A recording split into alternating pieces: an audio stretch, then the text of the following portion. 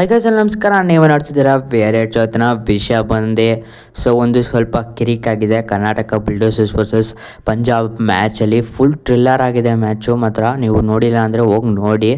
Full ಮಸ್ತಾಗಿ ಜಗಳ ಆಡಿದ್ದಾರೆ ಕಿಚ್ಚ ಸುದೀಪ್ ಅವರು ಮತ್ತು ಪಂಜಾಬ್ನ ಒಬ್ಬ ಪ್ಲೇಯರು. ಸೊ ಬೇಜಾರಾಗುತ್ತೆ ಏನಕ್ಕಪ್ಪ ಅಂದರೆ ಕಿಚ್ಚ ಸುದೀಪ್ ಮೇಲೆ ಸೊ ಈ ಥರ ಮಾತಾಡ್ಬೋದಾಯಿತು ಅವರು. ಸೊ ನಿಮ್ಗೆ ಹೇಳ್ತೀನಿ ಏನೇನಾಯಿತು ಅಂತ. ಸೊ ದಯವಿಟ್ಟು ಯಾರೆಲ್ಲ ನಮ್ಮ ಚಾನಲ್ನ ಸಬ್ಸ್ಕ್ರೈಬ್ ಮಾಡ್ಕೊಂಡಿದ್ದೆ ದಯವಿಟ್ಟು ಸಬ್ಸ್ಕ್ರೈಬ್ ಮಾಡ್ಕೊಳ್ಳಿ. ಇದೇ ಥರ ಅಪ್ಡೇಟ್ ಕೊಡ್ತಾನೆ ಇರ್ತೀನಿ ಗೈಸ್. ಸೊ ಬ್ಯಾಟಿಂಗ್ ಮತ್ತು ಸ್ಕೋರ್ ಎಷ್ಟು ಹೊಡ್ತೀರಾ ಅಂತ ವಿಚಾರಕ್ಕೆ ಬಂದರೆ, ಸೊ ಪಂಜಾಬ್ ಅವರು ಮೊದಲನೇ ಬ್ಯಾಟಿಂಗ್ ಆಡ್ತಾರೆ. ಸೊ ಬ್ಯಾಟಿಂಗ್ ಆಡಿ 121 ರನ್ಸ್ ಹೊಡಿತಾರೆ. ಸೊ 122 ನಮ್ಮ ಕರ್ನಾಟಕ ಬುಲ್ಡೋಸರ್ಸ್ಗೆ ಟಾರ್ಗೆಟ್ ಆಗಿರುತ್ತೆ.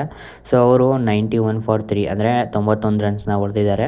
ಸೊ ಸೆಕೆಂಡ್ ಇನ್ನಿಂಗ್ಸಲ್ಲಿ ನೀವು ನೋಡ್ಬೋದು 94ಕ್ಕೆ ಲೈಕ್ 8 ವಿಕೆಟ್ನ ತೆಗೆದಿದ್ದಾರೆ. ಸೊ ಇದು ಖುಷಿಯಾಗುತ್ತೆ, ಯಾಕಂದರೆ ತುಂಬ ಚೆನ್ನಾಗಿ ಬಾಲಿಂಗ್ ಮಾಡಿದ್ದಾರೆ ನಮ್ಮ ಕರ್ನಾಟಕ ಬುಲ್ಡೋಸರ್ಸ್ ಟೀಮು.